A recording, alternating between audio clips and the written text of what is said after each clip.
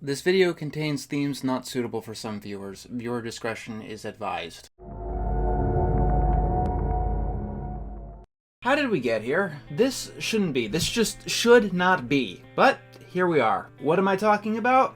Back in the year 2018, I gave a chance on a person with a YouTube channel called Star Giant Productions. I hired them to be an editor for me. This proceeded to be one of the worst mistakes of my entire life, because this person is one of the largest messes of the human population, and apparently is the gift that keeps on giving. I fired them in 2021 after leaking materials, making people on staff uncomfortable, and generally being an unpleasant dumpster fire of a human being. I only made this public when this person couldn't stop trash-talking me and my associates again and again and again, because apparently working for me was their dream job. And despite that fact, they could never get any better and they never showed the necessary respect for said job.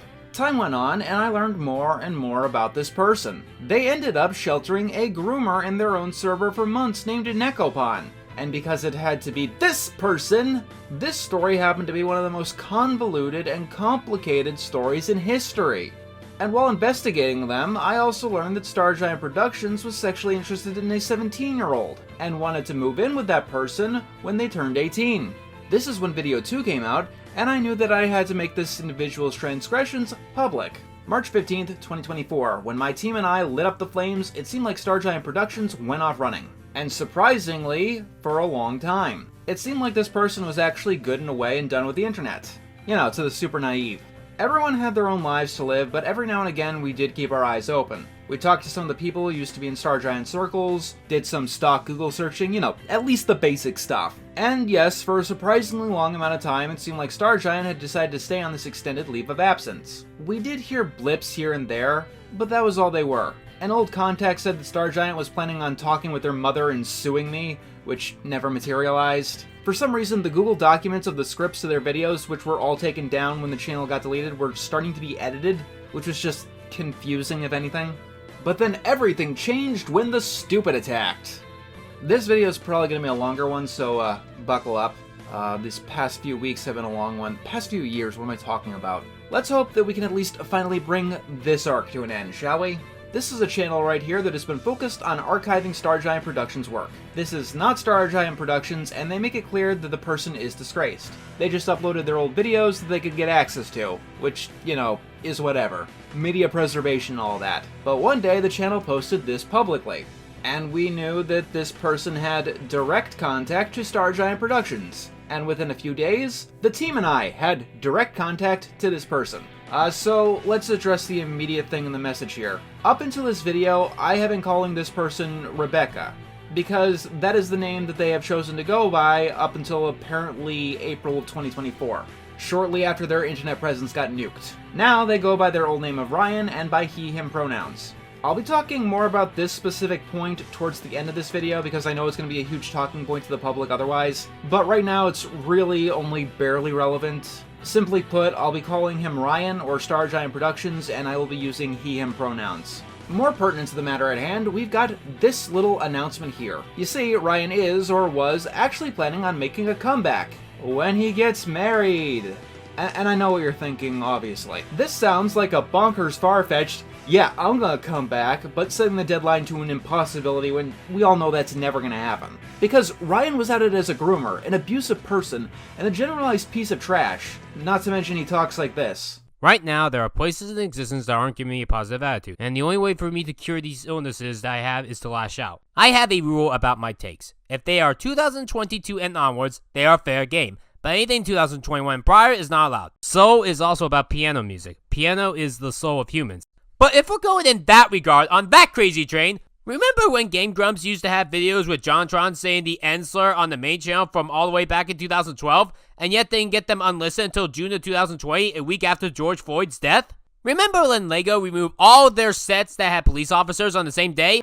Who'd want to marry this person?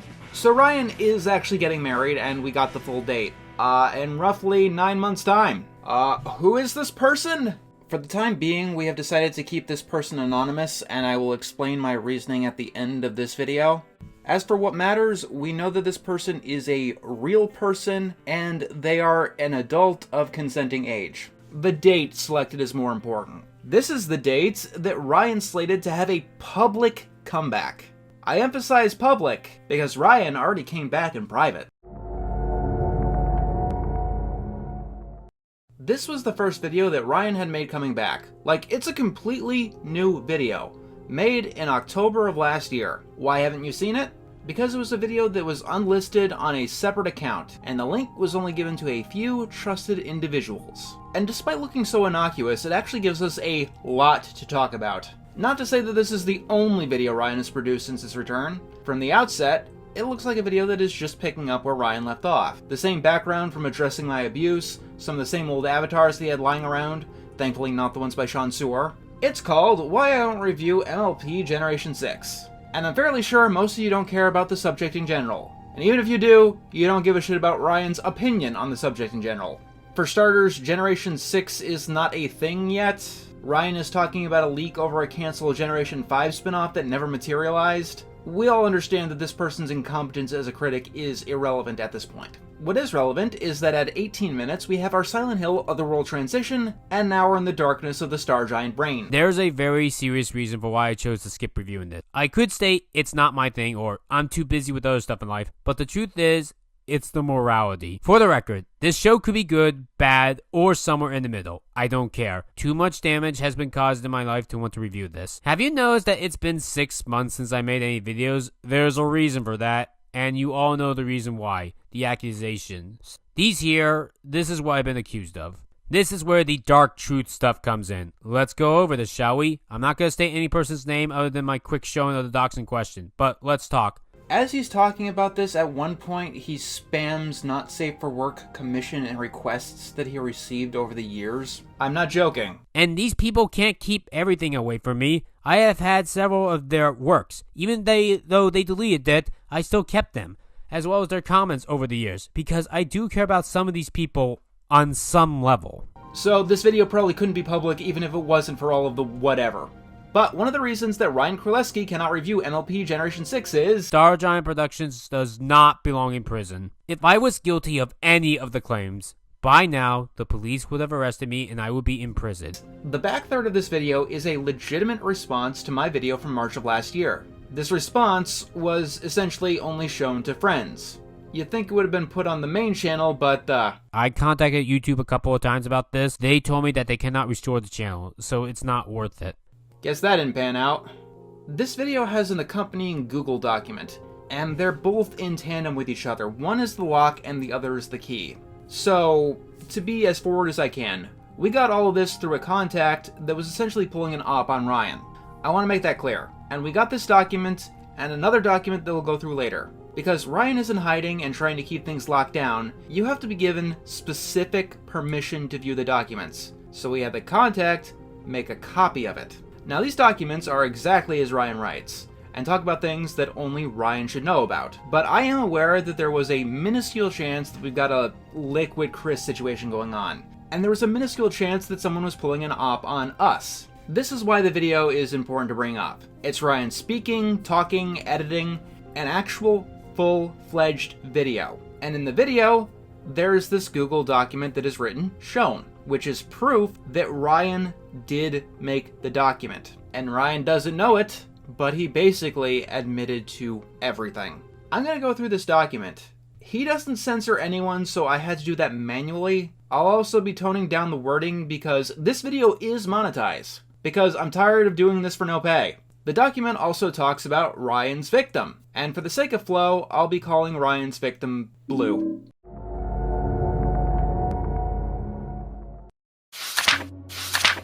Accusation. Ryan groomed Blue when they were 17. Truth. I waited for Blue to turn 18 before I said anything sexual to them. When they were 18, I did not pursue anything sexual about them. All sexual things were when they were an adult. Blue was the one that did sexual stuff without me telling them to do so without my permission. They also were the one that tried to get me to come live with them in New Hampshire when they turned 18.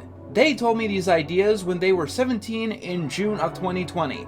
I told them at 17 I wanted sex with them. But I also told them at the same time that I wouldn't have sex with them until they were 18. Even then, there was no video or pictures of them as a minor showing explicit material, nor did Ryan send any explicit material of himself to Blue when they were a minor. So, let's get this right out of the gate. This right here is as stone cold of an admission that you'd probably get out of any groomer, even though Ryan clearly doesn't know what he just admitted to. What he doesn't seem to realize is that grooming in and of itself does not constitute a crime. Solicitation of a minor is a crime, but it is possible to groom a minor without soliciting or sending illegal images. And this is a stark admission to grooming Blue without solicitation. Ryan told this person, who was 17 at the time, that he wanted to have sex with them. 17! Ryan said that he wanted to do sexual things with this 17-year-old. Ryan, who was well into their 20s, by the way. In 2020, Ryan was 24. This is an age gap of 7 years. This brief paragraph actually tells us so much. Right away, there's an obvious contradiction that you've all spotted. Ryan told this person that he wanted sex with them when they were 17, yet the paragraph begins by saying that he never said anything sexual to them.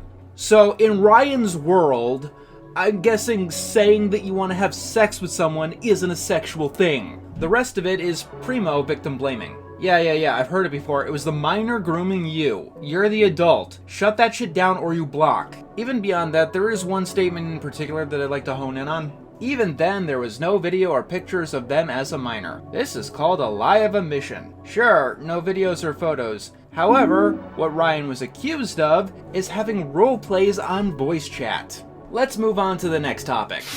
It's about Mint Kitten, who is someone that Ryan continues to misgender and deadname. Accusation: Ryan groomed Mint Kitten. Truth: no, I did not. Mint Kitten was only asked by me to do drawings. They were of fictional characters not meant to be sexual, as in, there's nothing legally sexual about them, and none of our talks were about me wanting to have sex with him as a minor. They were goofy talks, not meant to be taken seriously, and they weren't sexual in this context. Mint was not forced to draw anything. Everything that he drew for Ryan was something that he wanted to draw. Alright, let's take this piece by piece. They were fictional characters not meant to be sexual. The things that Ryan asked for were directly listed as his fetishes. Like, directly.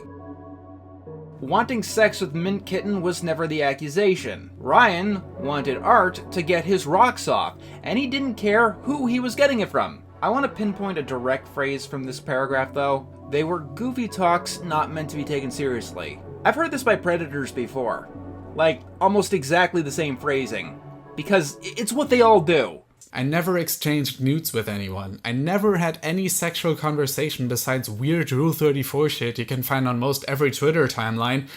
They weren't sexual in this context. So, according to you, Ryan, they were sexual in some context. Mint was not forced to draw anything. You know how this works, right? Like, you know how grooming works, right? Why are so many people getting groomed online? All they need to do is turn off the computer. A part of grooming is hiding your darker intentions so that the people you are grooming don't catch on to the darker intentions. The point of grooming is to make people want to do things that they should not be comfortable with doing. Accusation: Ryan told Mint Kitten that he fakes for social brownie points. Truth: lie. The truth is that it was a slip-up by accident that Ryan regretted saying 5 seconds later. Even then, he apologized for the slip-up and Mint Kitten accepted his apology. He's no longer sorry because he did nothing wrong. Ryan never abused anyone and he's still online, assholes. I love this one. This is my favorite one. That's a lie. The truth is I did exactly what you're accusing me of, but it was just an accident. And I apologize for doing it too. But now I'm not sorry for it and I meant to do it. Also, Wes never accepted his apology. Regarding her point that I accepted her apology, though, I don't remember that at all. Rebecca posted her long-ass apology. Her and Mr. Enter talked about it. I apologized to her, and then she changed the conversation. She seems to love doing that. If you want to bring timestamps into the equation here, Rebecca finished her rant at 1:43 a.m., and I didn't say a word until 1:55 a.m. That is almost 10 minutes of me staying silent because I did not want to talk to Rebecca. I didn't want to have that conversation at all. She pissed me off, and I don't like talking to people who piss me off. If Rebecca doesn't like that about me, she could have simply blocked me, and we could have both carried on with our lives as if nothing happened. And as far as I can tell, he's offline again in the meantime. Also, in all of these ramblings, Ryan fails to address the allegations levied by Coda, so take of that what you will. Accusation: Ryan intentionally allowed Nekopon on his server for 8 months. Truth. There was no evidence that I could find in February to August of 2021 that suggested that Negapon was some sort of sexual deviant. To this day, she has not been sent to prison. I banned her in August 2021 when enough people said she was weird. I had no knowledge prior to her behavior. It is up to a court to decide her faith, not me or the internet. There's no evidence that I could... She admitted it! On video! I realized, and I thought long and hard, I did not give myself time to get over a previous breakup I had of the 3-year relationship. And I ended up jumping into something that I ended up realizing this was a really bad idea. A really fucking bad idea. I'm confused. What do you mean?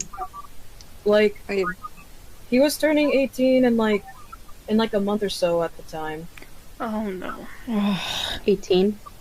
Well, here's the thing. There was no sexual. There was no sexual anything. But why did you tell me that you would do that calls and everything to my face? All the time. You would smear it to my face. You literally sent me some sexual role plays you've had with him. Well, You also talked about it in the group chat that we used to be in. I meant like we're not sending nudes or anything, not like that. No. But you still had a sexual conversation with a minor.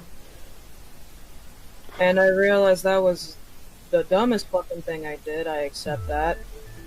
Beyond that, the victims talked to you, and they sent you everything. And they would have sent you anything else that you asked for. They sent me the things that I asked for. There were videos and commentaries, and once again, Ariana admitted what she did, dog. To this day, she has not been sent to prison. Do you know that for an objective fact? Are you keeping tabs? All her social media is inactive as far as I can tell. Personally, I don't even know if she's alive. I banned her in August of 2021 when enough people said she was weird. Nekopon was removed from your server for inactivity because she was an account that she was no longer using. And you dipped it to get the heat off of you. And also, yes, this. It's up to a court to decide her faith. What do you think, chat? Is the court going to decide that she's Christian, agnostic, Buddhist, Shinto? You heard the man! It's up to the court to decide Nekopon's faith. Look, I expect any addressing allegations video or script or whatever to be horrendous, but like, can you at least do the bare minimum and proofread what you're writing? Okay, while I was putting this video together, I noticed something peculiar. And I just have to say, you fucking snake, Ryan! Notice that Ryan puts the months February to August of 2021. Well, here's a fun fact about Nekopon's confession call. It was recorded in November of 2020. Ryan, you're a fucking slimy roach. Yeah, anyone can be innocent, I guess, if you just decide that evidence doesn't apply because you restrict the time, you fucking piece of dung! Because if it's from a long time ago and resolved, then what point is there to this pointless drama? I mean, if it was recent, that would be one thing, but it's not! Accusation. Ryan committed slander with the ban list. Truth. The ban list was a list created by other people telling me these select people were bad. Ryan only put each and every person on there because someone else told him to do so. Also, Ryan classifies the normal abuser as a jerk or a meanie, not as an actual crime in the technical sense. Child and animal abusers on the list are different though. I love that the word meanie is used here. Yeah, we're all meanies. You know, there's domestic meanies and there's sexual meanies. If that becomes the next Unalive, I swear to God. Ryan only put each and every person on there because someone else told him to do. So here is Ryan talking to Grace about his process of putting one weird individual that he found on his list. Someone who apparently ate an octopus alive. So take that for what you will. But even if this was true, someone told me to do it is not a defense for a crime. You yourself said that you cannot call people a sexual meanie unless it's been determined by the court, and you put them on your ban list regardless of whether or not you actually got advice from others. By your own definition, you have committed slander against these people, because you have called people sexual meanies when they have not been sent to prison. And also, this doesn't work this way. You can't just call people things because you have a weird definition of words. If you say that someone is committing fraud, you don't get off the hook just because you personally believe that fraud means taking walks on Tuesday nights. On top of that, this is just a flat-out lie. Several people on the ban list are flat-out Ryan's personal exes, or former colleagues that have only worked with him, and people the general consensus has no problem with. Ryan put Shea Frillis on the ban list because he banned Ryan from his server. Because Ryan's a groomer. And then Ryan called Shea Frillis a racist, which literally no one else on Earth believes. And also, if somebody else told you to put him on the list, I think they'd at least get the name right. The ban list contains random DeviantArt users, Twitter users, and Shinto. We tried to Google who that could be, if anyone, but we literally only got results for the Shinto religion. So, Ryan, if people are telling you to ban a religion from your Discord server, that's still very much a you problem and quite a concerning one. Accusation: Ryan intentionally had a predator named Sean in his server that had illicit pictures. Truth: the girls in question were never on my server. These aren't illegal, by the way, but they made people in my server uncomfortable. When I found out that this guy named Sean had these pictures in his Twitter publicly, I banned him immediately. To this day, I do not know if Sean is a predator. He was just too weird for me to handle prior, which is why I banned him. Yes, I know it's weird and annoying that he keeps switching back and forth between first and third person. I don't know why he's doing that, why he tried to go third person at all.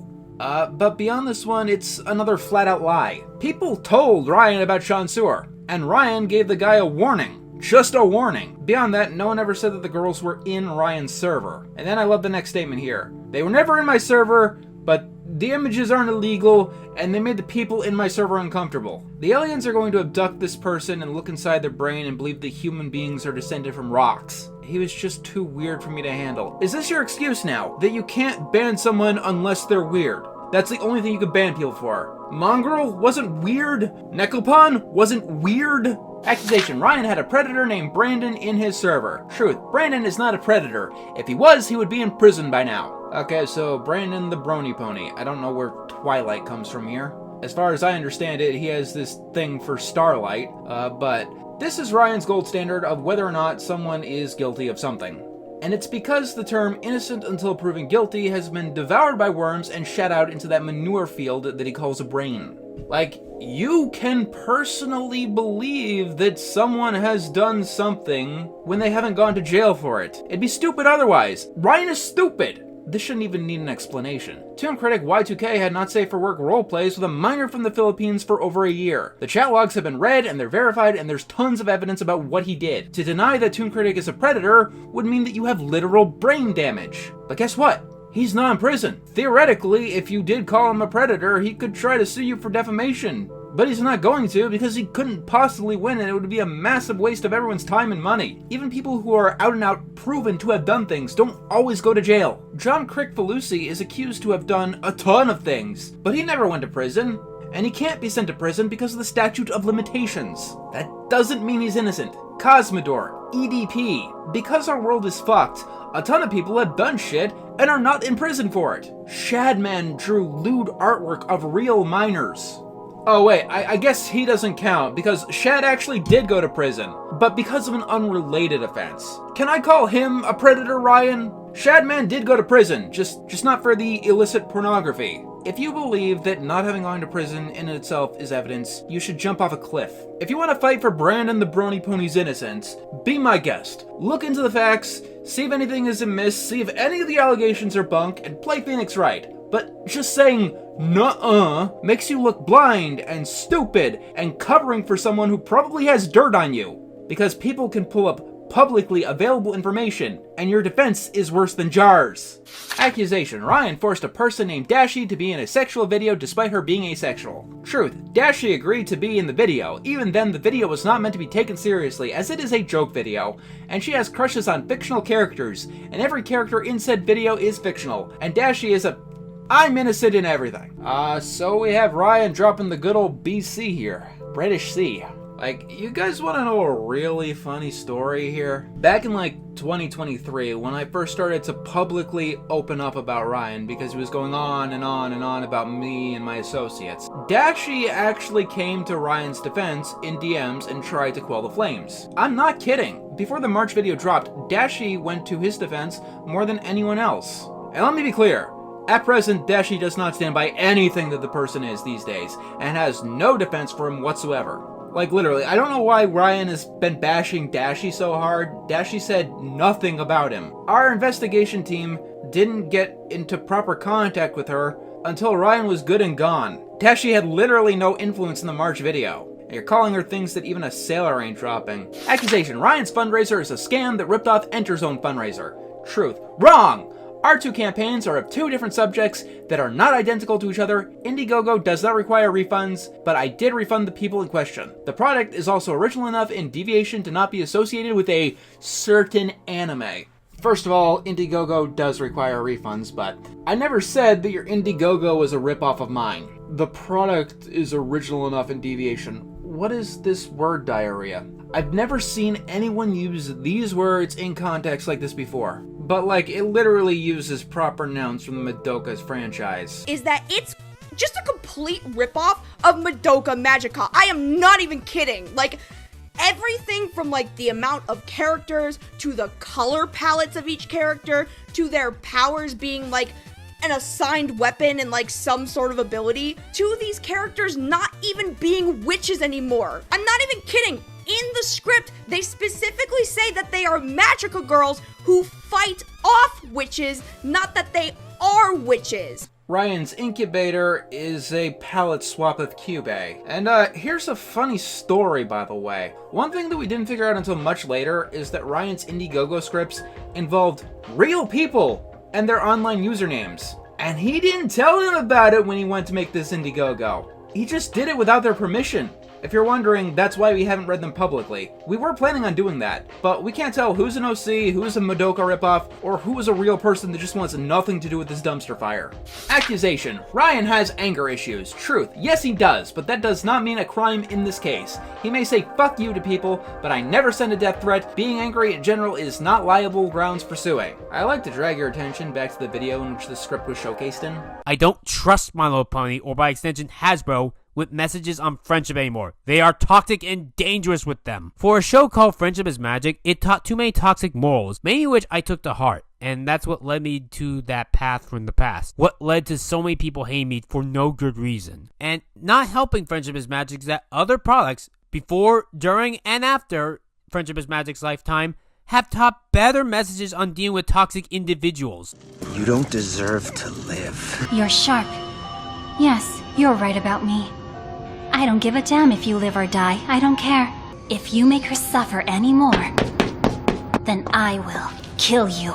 Are these not death threats? Like seriously, Ryan goes and says that MLP teaches terrible ways of dealing with friendship conflicts, and then shows a bunch of clips of characters giving death threats, saying that this is the proper way of doing things. Seriously. Accusation, Ryan leaked information. He wiretapped. Truth, wrong. Ryan only brought up stuff to counter John for his arguments, and the Twitter leak was by accident. Plus, Ryan was never told that the new Twitter thing was meant to be a secret. As for the video recordings, he only recorded them for his own private self in case anyone accused him of anything, and only posted certain video and screenshot information publicly to address various claims against him. Nothing else was ever intentionally posted publicly. His server's a public server, by the way, and even then, Ryan never signed any contracts to confirm anything. No NDA per se, and the people in question gave permission for Ryan to record. Grace has done similar actions in terms of recording. So by the accusation logic, Grace should be arrested as well. Ryan does not belong in prison, and everything was approved of prior. Okay, let's start with a few basic factual inaccuracies. My server is absolutely not public. It's quite a private place. It's very hard to get into. 2, I don't think that Ryan is being truthful about Grace recording people, but even if she is a wire bug, Grace lives in a one-party consent state. She doesn't need anyone's permission. And 3, Ryan absolutely was told that the stuff was supposed to be secret and kept within the group. He just wasn't paying fucking attention because the conversation wasn't about himself. What's so interesting about these recordings is that they were recorded before Ryan was fired, before there was any apparent conflict between me and him. Horn is a unicorn horn. It does look like one. Well, I mean, you could still be wrong. You never know. It's the couch again, the best thing that Ava has ever drawn. Was there a thing called gender war that happened last year that caused fires in California? No. Probably. Shush. No, it was most of the nature when they get misgendered, don't act like that. Oh, because I heard this thing called gender war. Nope, we died. That's you. Still in the future? Like, you know how in growing around the cars are bugs, right? Yeah, I'm still trying to figure out what the future style would look like. I don't think it's gonna stay bugs, but I just need to figure out what to transition them to. How about butterflies? Birds? Butterflies are bugs. Ah, What about crap. birds? by all accounts, my firing blindsided him. Why did John not just tell me that I'm fired and kicked off his team? That's a very good question. To this day, I can't give you an answer. That's because I don't know. I mean, that could have potentially been a lie. He could have assumed that I wasn't too keen on him and his job, but that would mean he put in absolutely no effort to try and get better and instead recorded things to establish an alibi. Just the logic here is just, it breaks my brain. This is not normal behavior. If you're going out of your way to, I guess, establish an alibi, because that's what this apparently is, because you're concerned about being accused of something, there's clearly a larger problem here. Either you're doing something you probably shouldn't be doing, or you're paranoid. Neither is all that much of a good look, especially since no other one of my colleagues has taken it upon themselves to do the same. And because you had like zero motive to record when these tapes were recorded, I have to assume that you probably do something like this all the fucking time. Now, getting past all the argumentations, this is Ryan admitting to something else. Directly. Ryan flat out admits that he recorded me without my consent. And the point with NDAs is moot. NDAs have nothing to do with wiretapping or anything like this. NDAs don't even have anything to do with getting fired, really. They're so you can get sued if you breach contract. You can get fired for leaking shit without signing an NDA. But my favorite part of this whole statement here is that the people in question gave permission for Ryan to record. Because this should be a damn easy thing to prove. If we gave permission, Ryan should have recorded us giving permission that we were recorded, right? They got nothing better to do. Sometimes they shape their identity by the people they hate. Yep. What I'm trying to say is people find all sorts of ways to fill their meaningless lives with distractions. That's I think meaningless. I think that when you're at the point of identifying your identity to hating people, you've long since lost meaning. Well, here's the thing. I guess. Accusation: Ryan underpaid employees. Truth: the internet does not have a minimum wage law. Each person also reached an agreed upon payment and time for me. They never asked for more or demanded more time. The ones accusing, that is. Ergo, their fault's not mine. By the logic of reality, I did nothing wrong. Yes! We got my favorite line. By the logic of reality, I did nothing wrong. Take that, Redditor! Like, this is objectively untrue, though.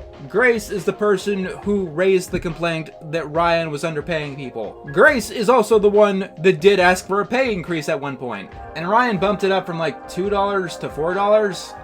Yeah, the internet does not have a minimum wage law. Even if this was like physical work in the real world and blah blah blah.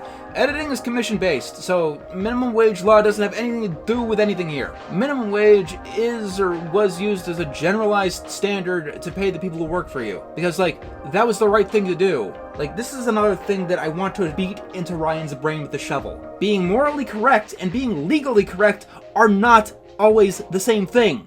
The reason I stated by the logic of reality I did nothing wrong is because that is a legal statement. It means that in the eyes of the law, I am innocent. There is no reason for why I should be free now if those accusations were even truthful. Like, it's totally legal to be a scab in the United States. You know, work a job where someone is striking. It doesn't mean it's a moral thing that you should do. When it came to this, no one's arguing the law. Everyone is arguing that Ryan's a dick. Accusation: Ryan dismissed a call with Endo. Truth: Ryan was in a call with them and Lio for over 40 minutes. They did not in that time send a single screenshot of evidence, nor did they say anything proving Nekopon and her ways. The email in question, which I cannot find, could be bunk.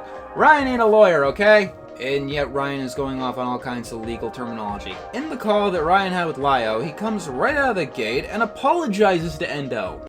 To be as blunt as I can be, this is not me trying to... This is not a... I'm going to defend myself. No, this is me wanting to apologize to people, especially you, Endo. And I wish you can get the justice you deserve. Like I trusted my own teammates over others back then, which I'm sorry, that was wrong of me. I want to fix what I did wrong and never make that mistake again. And what was the reason behind the ban? Well, the exact reason. Everything that came to light. I saw I found out these videos that were on Nekopon. Like, I then remember that there was an email, I believe there was. I read that and I was like, okay, I fucked up big time, and I banned her. And I want to state something clear: I do not support Neko, and I think she is a truly awful person. But I think it was August 2021 where I realized everything was laid out to me, and that's what made me ban her for good. The reason why I didn't ban her sooner is because of that there were actual people. Another person I do remember was Phantom Stride that said was a good person. He too also thinks she's a bad person now. So Ryan flat out acknowledges what happened to Endo. So I don't know why he's lying. Like, both sides of the call, his and Lyo's, are public. So Ryan either lied directly to a grooming victim's face after dodging them for who knows how long, or Ryan is lying now. I've heard that call too much for my own good, and throughout it, he repeatedly dodges and deflects. And he has this pity party woe is me shit, where he blames the pandemic for, what was it? Oh yeah, letting a groomer in his server for over 8 months. Since April 2020, my life was in a downward spiral, like 3 years ago. Most of it was the pandemic. A lot of my life was shut off. Like, a lot of people were actually not working. The difference with me is that I actually kept working during the pandemic, and we were given severe restrictions, and this affected my mental health, because I had to go to a family that I wasn't the proudest of, and there were a lot of discord, per se, not this website, just the motion in general, amongst former friends of mine, let's say. Like, I'm not proud of all the shit I did over the pandemic, but the pandemic was still going on when I kicked Ryan's ass to the curb for far, far less. I actually thought that at the end of 2020, the world was going to end. Mine's for 2012, dipshit. The call has been archived so many times and released in many formats. And Ryan knows that his shit has been archived. He passed the thing around. He even gave a copy to Maddie for no fucking reason. So I don't know why he'd lie about its contents. And Ryan ain't a lawyer. God, could you imagine the client? Your Honor, just give me the death penalty now. It'll save us all a bunch of time. Actually, I think that would violate our right to a fair trial. Speaking of Maddie, he'll be making his own video on the matter. So check that out when you can. Accusation, Ryan cyberstalked John. This is a new one. Like, here's a funny bit, no one has actually accused Ryan of cyberstalking. Like, this is probably the one thing that hasn't been lobbed at him. But I guess technically speaking, Ryan has now been accused of cyberstalking, so I guess we'll throw that on the pile. Ryan doesn't need to go to prison, is infinitely better than John Forever. So why is Ryan the one in hiding? This is a serious question. Let's step into Ryan's world for a good 2 minutes. Let's say, for the sake of argument, that it is all bunk and I'm a slanderous lech. Ryan took off for 6 months and came back in private. Ryan, if you're better than me, you could have found all of the evidence required to exonerate you, right? I mean, according to your own arguments, this is why you were recording our conversations to begin with, for this specific scenario. You could have put together something. Maybe not to win a lawsuit, but to get back your public reputation. But no, it's this shit. It's, I'm gonna hunker down in the bunker that I infused with asbestos. And I'll come out in the future when it's all over and the dust is settled, and everyone has forgotten what kind of piece of shit I am. Ryan, you wanna know a dirty little secret? No one is gonna forget. No one forgets shit like this. If you sat down and put together something with proper evidence, speaking en masse, maybe you convince someone, but this running and hiding isn't gonna do jack shit. It never does. I mean, trucking on and pretending nothing's happened can work for a time. You said it yourself, you're probably not gonna get arrested. But, like, what do you think Cosmodor is doing? He's living his physical life out in the nebulous, despite everything he did. Here's a fun fact, Ryan. Cosmodor has not been sent to prison. I am calling him a groomer. Objectively. He is objectively a groomer. And I'm not worried about getting sued, because the proof is in the pudding. He is a groomer.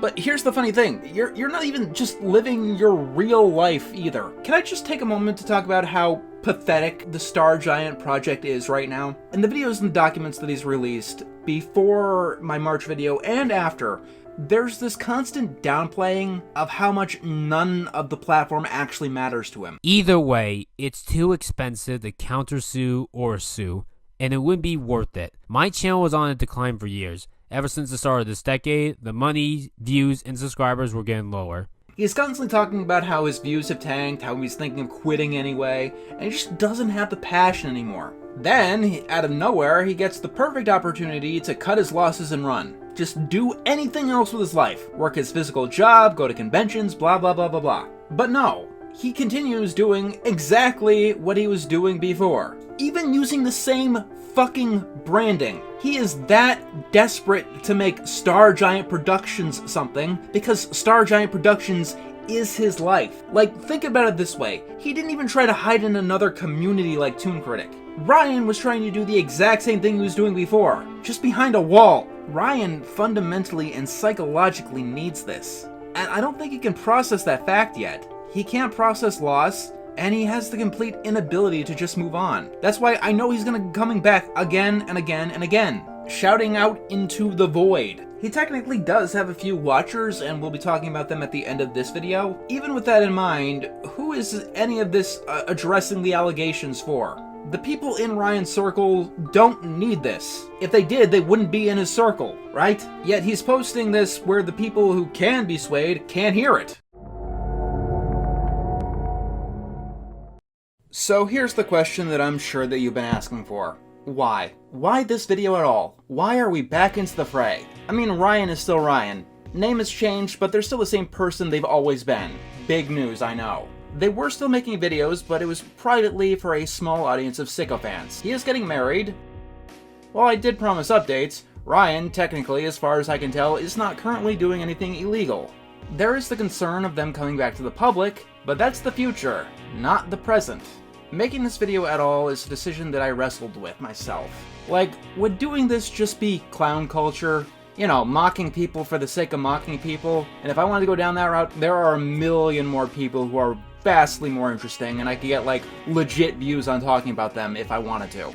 Ryan, Star Giant Productions, technically speaking, is rather obscure. If it wasn't for me, no one would know who this person even is. If it wasn't for me, no one would know who this person is. That's the kind of statement that can break a man. 3 things. 1, the first document and the video it's showcased in is a full-on admission of crimes. That deserves an update. Like, it might be past statute of limitations or whatever, but we now have full-on verification straight from the horse's mouth that Ryan Królewski is an admitted groomer. They admitted to grooming without solicitation, but it is an admission nonetheless. If you're wondering, this is one of the things that Onision did. 2, I've said this before, but it bears repeating. Ryan hurt my friends. Ryan did more than that. Ryan hurt very many people. And many of the people who have been hurt by Ryan are still hurting. Any possible comeback that he brings forth does immense damage just by the sake of it. And I want to make that clear. Ryan, you deciding to come back to the internet, now until your death, hurts people just on that fact alone. If you want to stop hurting people, you have to stop trying to come back to the internet. The fact that it's even a possibility gives me and others grave concern. And the third reason that I'm making this video is the second document. This one is the most disgusting of the 3. And after reading it, I don't think my opinion of a person could be lower. Before I pop this one off though, I want you to take a guess at what it was about. It's not a video. It's written like a video, but it's not a video. It's a script document. I guess you can call it a video essay that's not a video. And it's about, wait for it, the I Love Kim Possible a Lot drama. No, I'm not kidding. Apparently everything was full circle all along. The document came out on August 24th, 2025. For reference, this came out a month and a half after Lazy Bedhead made a full, long, comprehensive video on the entire rabbit hole. Speaking of which, subscribe to her channel. She went through these documents, censored versions of them, so you can get all of the subtle details. Now, I will be forward. This is also a copy document. Ryan's documents were private, and so you needed a specialized link. Our contact got them and needed to copy the document. I am damn certain that they are not opping us, because the other document that they gave us is accurate as proved by the video. It's also 27 pages long, and I don't think a Liquid Star Giant got that kind of time. So Ryan comes to the party late, and as you can see, it's another excuse to bitch about me. Well, me and Rachel. So, even before all of this happened, Ryan actually didn't like KP at all. KP was even on the ban list. Why? Because Ryan applied to be an editor, and Ryan's editing was shit. So this whole ordeal is a vendetta on top of vendetta. Ryan Revengeance the sequel here. So, there have been a lot of bad takes on this whole situation. KP continues to make them every single week. And with each video that I watched, I repeatedly became numb to all of the stupid that happened along the way. But even with all that in mind, this script, document essay, defecation, it floored me. Like, it starts out whatever, like, here's our basic introduction to the players. Then we get to Ryan's personal thoughts on the two, because narcissism is as narcissism does, and we need to hear what he thinks about the players. I stopped watching her in the 2020s. Now, to be absolutely fair here, it had nothing to do with her as a person. I just sort of moved on from My Little Pony content. And it wasn't just her in this boat. I stopped watching others like Dr. Wolf and Silverquill for the same reason. I hate the cartoon community. I called them the cartoon cult, and will be calling them that forever due to how abusive the place is. Everyone there hates my guts for false reasons. Josh Scorcher, Ellis Mark, Phantom Strider, Rebel Taxi, and Shaperillis Productions all hate my guts. These are the biggest people that I used to follow that hate me. Everyone hates my guts for false reasons. You're a groomer, bud. No one likes groomers. Except you, I guess. Especially when some people in the cartoon community are grooming victims. For privacy's sake, I won't say who, but it is people he names occasionally. The whole document is actually really hard to parse, and it reads like a serial killer's manifesto at times.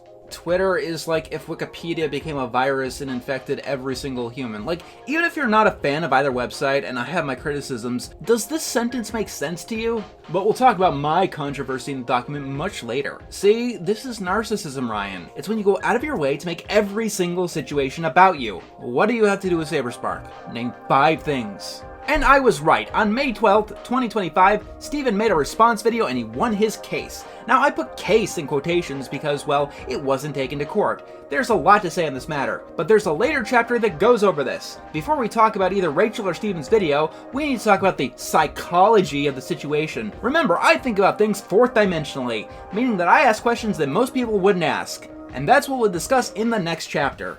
Saberspark's innocence was proven not with the response video, but with the text that he was able to get. This document was written 2.5 months after that happened. And also this, I think about things 4th dimensionally, meaning that I ask the questions that most people wouldn't ask. Like, if the miner wants to draw you fetish art, what is this noise? 4th dimensional means time, you megalomaniacal idiot. When you think about things 4th dimensionally, it means you think how one thing will lead to the next, and how the consequences of this action will affect things in the future. Which, spoiler alert, no you don't. Just like addressing my abuse, this whole thing is beyond incoherent. I've been subjected to Ryanisms for years now, and even I have a hard time parsing some of this. He goes on and on talking about YouTube as a whole, where he says, never use the internet for your job.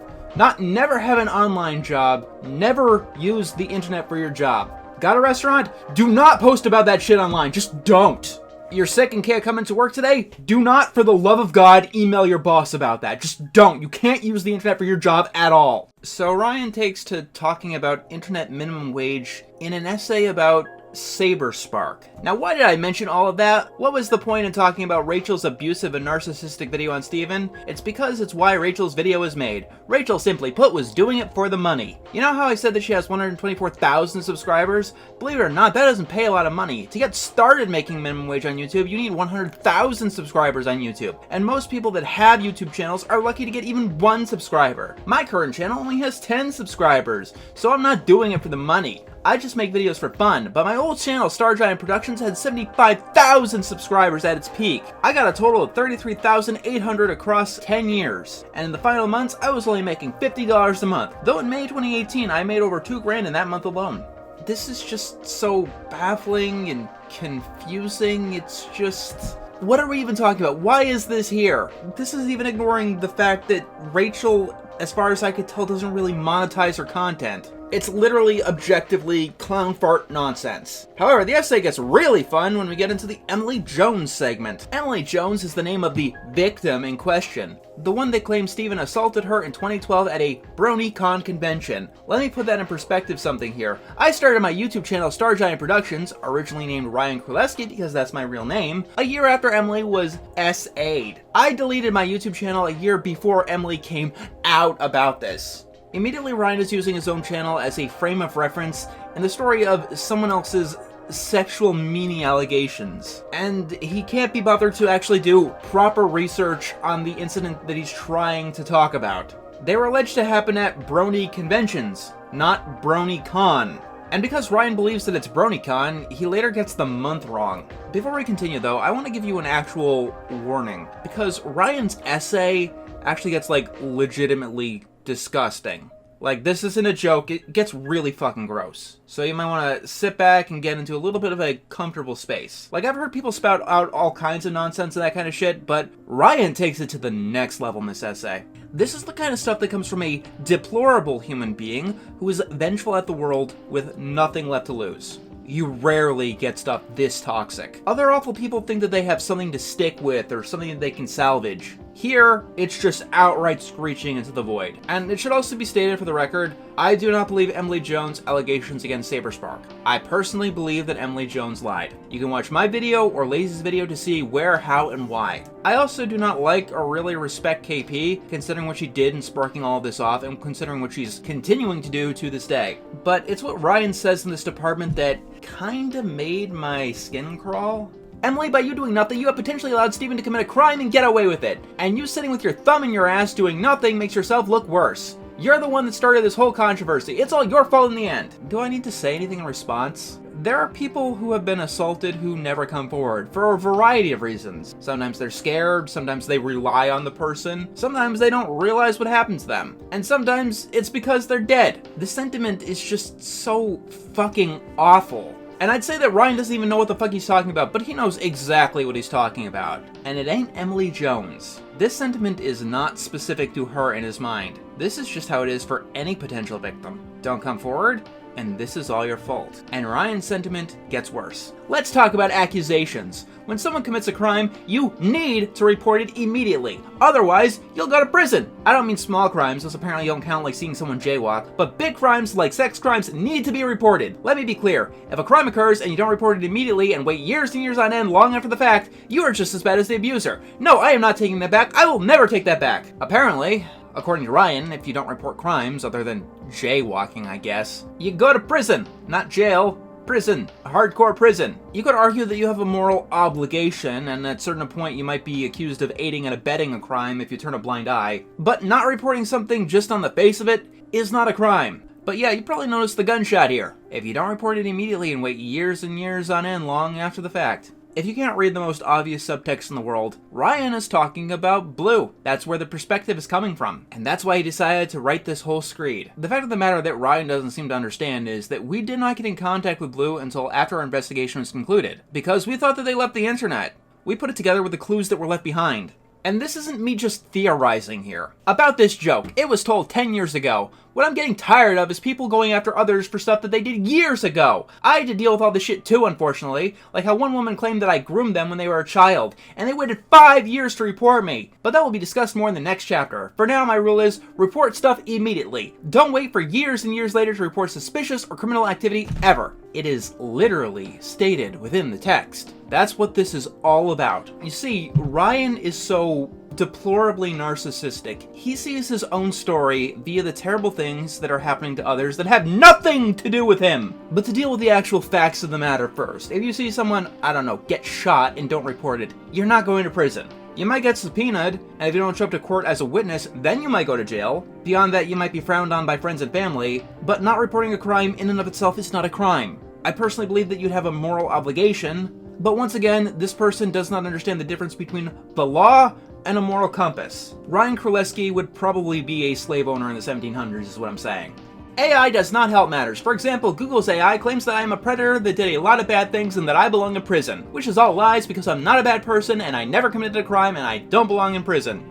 Huh. Ryan is actually so busted in the head he actually made AI work for once. Emily eventually revealed to have lied about everything. You know, after Steven made a video regarding his controversy, she probably only admitted that to be avoiding taking to court. And yes, you can be taken to court for matters like this. I have a friend whose ex-wife tried to state that he assaulted her, but because the situation was so obvious, I'm not stating the specifics here, they sided with the man because of how obviously right he was with the evidence. Why is lied in quotations? You don't believe her. Also, Emily didn't admit to it. She was found out. There is a fundamental difference there. And why even bring up a personal example if you're not going to go into the details? This is just self-indulgent nonsense. Another reason I don't understand why Ryan is writing this, because he can't even be bothered to get the basic facts of the matter. Brony Fandom ran an RP account of a character who was a borderline one-shot. That's how much in the fandom he was. And the focus on the account wasn't the Brony fandom at large, despite its name. It was one person and that person's associates.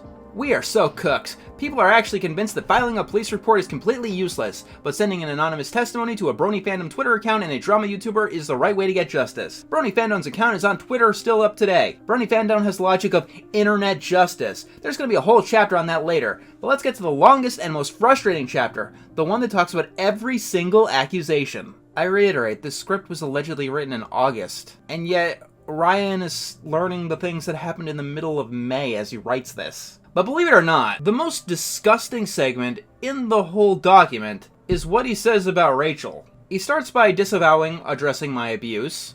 I'm Cube, by the way, evil space demon bent on corrupting and farming the earth. And he directly compares Rachel's video to his. First of all, this video is worse than my worst video ever. My worst video is, well, every video that I ever worked for Cube, but one of the worst videos that I ever did was my addressing my abuse video. It's a 3-hour long video of me going through every single abuse that I've ever received. Now I stand by all of it for the record. I met I Love Kim Possible a lot in person at BronyCon 2017 and 2018, and she was very nice both times. Her accusations were in 2016. She debunked them by 2017. And even with this knowledge in mind, BronyCon still banned her in 2019. She was not allowed a vendor table because they claimed that she was a bad person that wasn't good to be involved with children. But the reason I call it my worst video ever is because of how depressing it is and how hard it is to watch. Here is a pie chart of the percentage of editors being fine with me versus those that hated me. Charts don't lie. More editors that have worked for me love what I did, while less hated me. I still love my editing, for the record. Dude, all your videos are hard to watch. Addressing my abuse is no exception. And then we learn exactly what the problem Ryan has with Rachel is. The text is up on screen. You can read it for yourself, I'll give you a few. I'm not reading it because it's fucking disgusting. But if you're off tab, I would recommend pulling it up and looking and seeing for yourself how bad it really is. We all good? I'll start up the conversation by just saying that this is sinister. It's not just bad or gross or wrong or demented. It is sinister. It's evil in its purest form. This document has been written by someone who has been so perverted by the sin of lust that they have lost all judgment and cannot empathize with another human being. Someone who is so lost that I do not believe that they can ever be brought back from whatever brink they are in. It's frightening. It's not just disgusting, it is legitimately frightening what goes on in this person's mind. You can have all of the criticisms in the world for Rachel and what she did. And you know that I have them. And I will probably be commenting on them again in the future, considering that she's still on and on and on. But what Ryan has written here is just wrong. So, if you haven't read it, Ryan's big complaint with Rachel is that she doesn't want someone choking the chicken to her. Ryan believes that she should be flattered that someone would have sexual thoughts to and about her without her consent. It's not just that. He finds it a badge of honor in his own perverted, broken little world. People accuse me of being a narcissist, but I'm not a narcissist. Look at the definition of the word. To lack empathy is one of the definitions of it. You do. You fucking do. And now we have objective, definitive proof that you do not have the capacity of empathy. Look, I've never been a woman before, but I can easily see why any woman wouldn't want a random pervert jacking off to them. I could see why they wouldn't be flattered by such a disgusting display. Because most people figure that out by like 7th fucking grade, dude. And Ryan goes on calling Rachel ugly because she has a problem with this. That any woman would have a problem with. I've had people jack off to me and OC me. This is what a lack of empathy is, you blithering, broken piece of garbage. Because I don't have a problem with it, no one else should have a problem with it. Because I have no standards and my ideas of pride are broken and come from the depths of hell, everyone else should be on my level or they're the problem. It has to be stated, you're a pervert, Ryan. The worst kind of pervert. The pervert who should not be in society. And no, that's not shaming. Ryan, you can't walk nude in the mall. Stop jacking off in front of the Hot Topic. Wait until we get home before you start playing pocket pool. There are people watching. Oh wait, you probably get off on that, don't you? The more and the more I look at Ryan's thought process, the worse and worse this gets. Ryan, jacking off to someone without their consent is violating. You are correct, it is not as bad as assault. But it is not a good thing. It is not a thing worth defending. And now you force me to wonder, have you been jacking off to the photos of other people that were sent to you for not this purpose? If talking you down from this lustful high is shaming, then maybe it has a place in the world. Because you are the candidate that it does have a place in this world. And I'm not just saying that because I'm Aero Ace. I'm saying that because your deviance has hurt people and thrown more filth than I can count into the world. The way that Rachel words this is that she has a problem with anyone jacking off to her. She does. That is the intention of her wording, yes. Most women would have a problem with that. Did you not know that? Like, did you not know that? Did you not know that? I will ask this question again and again because did you not know that? Did you not know that? Another question must be asked, Ryan. And this is a very serious question. You're so above and beyond offended that Rachel has a problem with people jacking off to her without her consent. You say that people are going to get gratification off of her pony and her human OC. So the question I have to ask is, do you? This is a serious question, because I seriously believe that you do, and you did. You have given me zero reason to believe that you wouldn't. You tried to become her editor. Were you maybe trying to get some material? Why else would you be so offended at a common sense ask? There's telling on yourself, and there's putting a tattoo on your forehead that says depraved. Ryan, bluntly as I can, you have a serious problem. Like a medical problem. If you were my friend, I'd say that you should seek therapy. But you're a groomer, and the best possible thing you could do for everyone is to look into chemical castration. That's not a joke. You should do it. Because there is something fundamentally wrong with you. And if you keep following this path, you will continue to alienate people and you will eventually find your way to jail. Whether it has anything to do with me or not. Every day you're out of jail is a blessing that you will continue to abuse. I have no reason to think that you won't. It's fine to be sexual and even openly sexual. I have my own issues with the abundance of not safe for work stuff that has flooded the internet, especially with the revelation of AI and what it has done to vulnerable individuals. But those are my hang-ups, and adults are free to engage in legal activities that they choose to do. However, even in this super sexually open time where people wear their fetishes on their sleeve, we all still agree that there is a too far, too open, too sexual. Ryan is so broke brain that he couldn't get enough fetish material on the entire internet, that he asked a miner to supply him with some more. Ryan, put down the legal, put down the excuses, put down the arguments, put down the social consequences. You know what you did. You might not want to admit it, but you know exactly what you did. And I want you to really look into your life choices. I want you to analyze them. And if you have no problems with what you did, there really is nothing more to say. You're irredeemable, and you have no value to the world. Ryan seems to wonder why I didn't say innocent until proven guilty during his video, and I'll explain it for him because he's a moron. I didn't say innocent until proven guilty in his own video because I know that he's guilty. I know what he did. I know his crimes. And I was fully willing to put myself out there and say that he was objectively guilty. He's right, because I said no allegedly and threw nothing like that out there, he has the capacity to sue me. He can do that if he wants to. He can send me a subpoena, and he could try to have me tried for defamation in court. And if he wants to win, all he has to do is prove that I acted with malice or a reckless disregard for the truth, and prove that the statements are false. That's all that Ryan has to do. But Ryan can't. And everyone knows that, including him. Why not sue them then? I mean, I am in the right, and these guys ruined my internet life, forcing me to delete most of my social media accounts, including the 75,000 subscriber YouTube channel with over 15 million views. Well, it costs thousands upon thousands of dollars to sue one person. The police and the FBI have never contacted me or come to my door. Except he said that they did do that in his Addressing My Abuse video when he was talking about his grooming victim. What did Mongrel accuse me of? Grooming a minor named a person that wanted me to move in with her in New Hampshire around Christmas of 2020. I even sent sexual messages to her when she was 18. Regardless if you think this is gross or evil, this is about law, not morals. Broke up with me and said that she was a manipulative liar, and I have people currently in my Discord server that could defend and back me up on this claim. Also, Mongrel would DM my friends saying that I'm shit and troll my premieres, and if you want any evidence, just ask my Discord friends. I leaked our entire Discord conversation that we ever made to my friends and to the police, who called me around Christmas of 2020. I don't trust liars. I don't know how hard it is for me to state that. Look, I'll admit that prison was a long shot. I don't know if that was made clear, but we did try as hard as we could. If they couldn't get Toon Critic, Ryan Królewski is not that high on the totem pole. Time goes on and statutes of limitation expire. Right now, the people who Ryan hurt, I think more than anything else, want closure. Him being locked up was the most obvious way of getting that closure, but like I said, long shot. Me playing Whack-A-Mole forever is another way to get closure. Like, this could legitimately go on forever. I'm a bored, determined son of a bitch, and there is no depths to how petty I can get.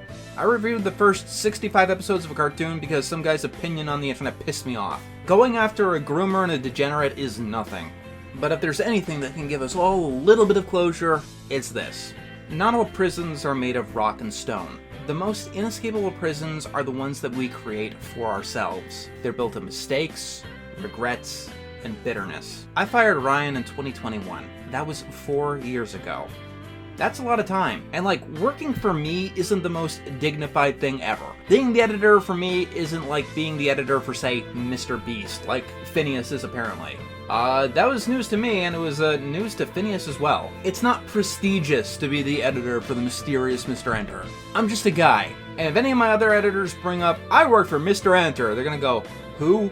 More than likely they'll say, the Turning Red guy? Like, think about that. 4 years have passed, and Ryan is still obsessed over getting fired by me, to the point where he targets that as the point where his entire life unraveled. He was going on just as strongly about me before the Necklebon shit, before he uncovered news about his victim, before everything. At any point, Ryan could have stopped. He could have stopped abusing my friends, owned up to letting a groomer in his server, and helped bring them to justice. He could have stayed offline completely, but he kept pressing that button because he wanted to go back to the height of his life. And the height of his life was being Star Giant Productions. Chew on that for a bit. It's a channel that only got the subscribers it did because he posted clips of other shows. And when he started speaking, his audience died. 4 years is a time to be bitter, angry, resentful, sure. When 4 becomes 5, becomes 10, becomes 40, it's gonna look more and more pathetic. Like, I could read every sentence of this document, but the thesis of it is simply, I'm still right against that video you made about me back in 2022. Like, you remember when underpaying Grace was the most severe thing that Star Giant Productions was responsible for? She wanted me to do this terrible payment processing plan that would have made me go bankrupt. You know, called paying someone fairly. Like, this argument is just so in the past now, and it's so easy to nuke. Like, if Ryan was so worried about going bankrupt, he should have stopped spending all of his money going to conventions and getting his favorite voice actors to sign his fucking fetish art. That was more valuable to him than actually paying the people in his life. And he's going to keep treating everyone around him that way. Granted, the people around him right now probably deserve that treatment, but we'll get to that when we get to that. Ryan is in the worst possible prison, and that is called Ryan's Life. His appearance and his voice are far too recognizable, as is his manner of writing. He cannot hide. Not that he wants to. Like, he is so against secret identities, not just in media. He'll bitch about that in shows about superheroes. Maybe this might not be a cliche to most people, but it is to me, and it bothers me. And that's the main character keeping a secret / lying to their friends and family about a secret identity, a secret lab, or in the case of this show, both. That's because this is not what animation does anymore. But he's still using the same name, because he is that dead set against secret identities. And the second that he steps forward as Star Giant Productions, which he will do, he'll be seen. And we'll be doing this whole cycle again.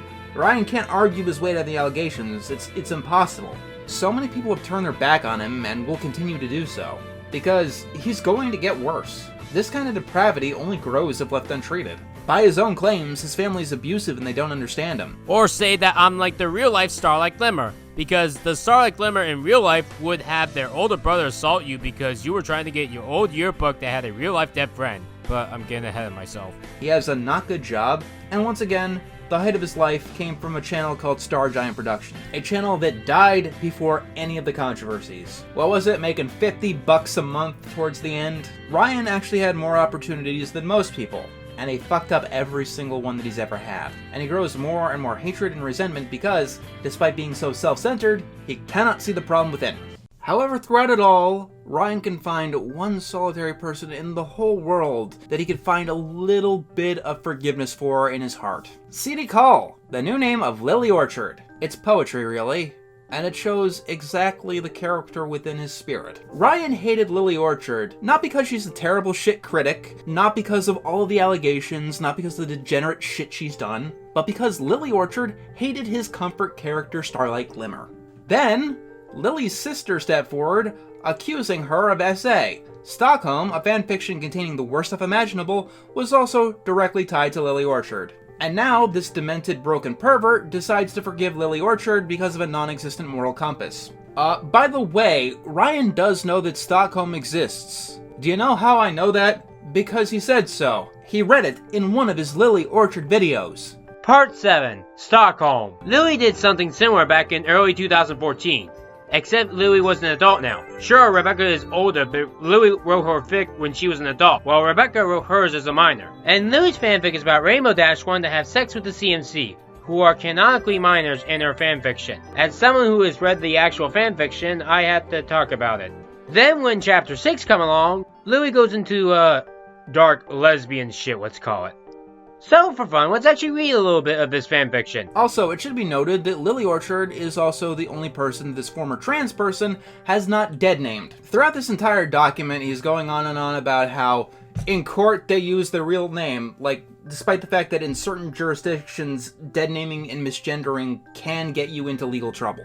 And I suppose that is our next topic, because I know this is going to be a topic of discussion. Ryan considered himself gender fluid for a time, and then, at least online, transitioned to Rebecca, and he has now detransitioned. And I hate having to bring this stuff up when it comes to people like this, because it ties things into controversies that shouldn't be tied into them. So I will say this, Ryan is not a representative of the trans community, or even the D-trans community for that matter. One of the people that Ryan has severely hurt was trans. You know, the person who Ryan continually dead-names and misgenders. The one that Ryan said was faking mental illness for social brownie points. And once again, this isn't about a standard. Ryan does this actively to hurt people. You won't find the dead name of Lily Orchard anywhere in this document. You'll find it in his videos when he hated Lily Orchard.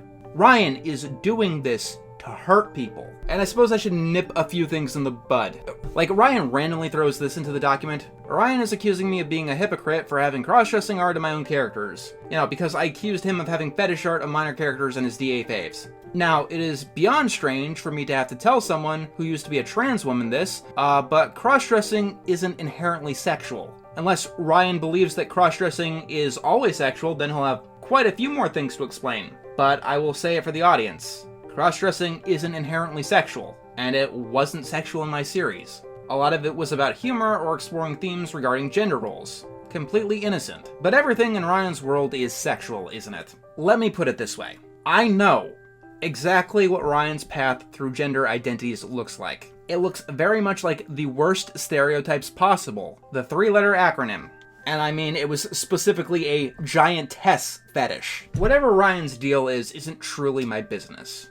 But I will have to reiterate this. Whatever kind of pervert Ryan is, he is not a representative of trans people or D-trans people. Ryan has hurt many trans people, and they are more pissed than anyone else. You think that they don't know what this looks like? The facts that Ryan has laid out has created even more pain. I'll ask charitably. Be cool in the comments and discussions. A lot of Ryan's victims are trans. And Ryan Królewski is a garbage individual who spews garbage. And I hope he has fun being bitter over me forever for firing him for his pathetic dream job, helping his victims find closure, revealing that he was a groomer, and exposing him for the disgusting display that he really is. Ryan, just stay offline forever. It'll be the best thing for you. Because if you try to come back, I'll be the first and the last to tell you, it won't go well. I don't care how it looks on my end. This thing we're doing here, it's not going to stop. Every time you come online, we will find you. I've been trying to figure out how I wanted to end this video, and where I go from here. I made no less than 3 other drafts of this chapter alone. I admit, I'm tired, but I know that I'll never be done. A good chunk of me doesn't want to be done. Ryan is too broken in the head to fix anything in his life, and he's too broken in the head to stop trying to become an internet thing. This is an Ouroboros. After he revealed that he was hiding in the Sushi Cookie account, he deleted it. And guess what he was doing within weeks? Exactly what he was doing before. Making videos for a private account. A full-on internet review under the Star Giant branding on another new hidden channel. While I don't have screenshots yet, I can tell you exactly what it's going to be about. The Simpsons episode where Maud Flanders dies. How do I know that? Because we still have a mole in Ryan's camp. He is that stupid. And you're probably wondering who our mole is. I mean, there aren't a lot of options. Ryan's community is very small. He had 10 subscribers on his Sushi Cookie account, one of which was the Archive channel, who Ryan has cut contact with. And it might conflict with the tone a little bit, but I want to play a little bit of a game. Ryan, I know you're listening, so you're probably wondering who the mole is. It's someone you trust. I'll start out by giving you a hint. I'll tell you who it's not. One of the strangest experiences in doing this video was that someone in Star Giant Circle was Star Wars fan. Yes, that Star Wars fan. The don't ping me Star Wars fan. This person, despite being the impetus of the internet to randomly harass me every 4 months, has thrown their lot in with a known and now admitted groomer, to the point that Star Wars fan is talking with Star Giant on Discord. Ryan actually thinks that this is a big win for him.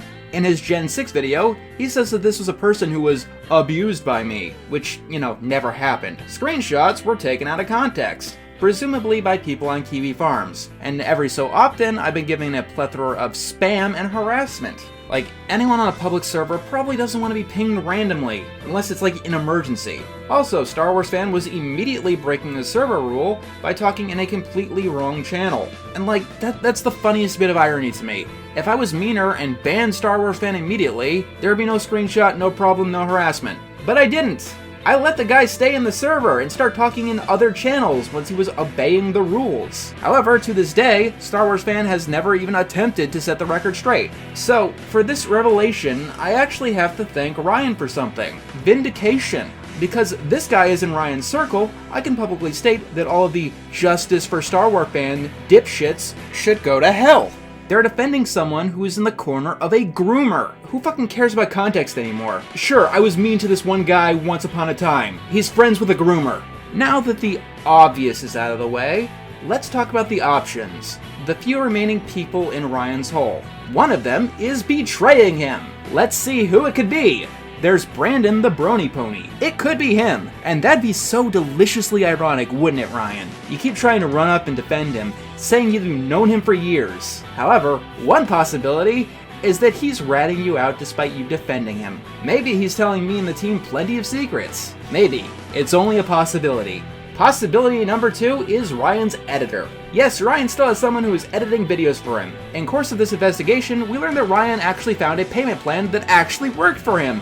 One that he could afford that wouldn't make him bankrupt, and still allows him to go to conventions and get his voice actors to sign his favorite fetish art. You know how he gets paid? The editor has Ryan watch a show that he wants Ryan to watch. That is what he gets paid in. That was enough for him to edit for a now known and admitted groomer. I can't imagine why anyone would be so morally bankrupt to do that, unless they were betraying Ryan. But that is only a possibility. There are people who have absolutely no moral compass and no legs to stand on. After all, Ryan defended Nekopon for no fucking reason. It's no big surprise that someone would work with Ryan for no fucking reason. Maybe it's him, or maybe it's Ryan's real-life next-door neighbor. One that went so hard to bat for Ryan that they even put in their testimony in the Addressing My Abuse video. And honestly, that would be the most tragic possibility. Someone that close to Ryan being the one who ratted him out? Someone that he grew up with? Someone that he knew since childhood? It could be them, and if it's them,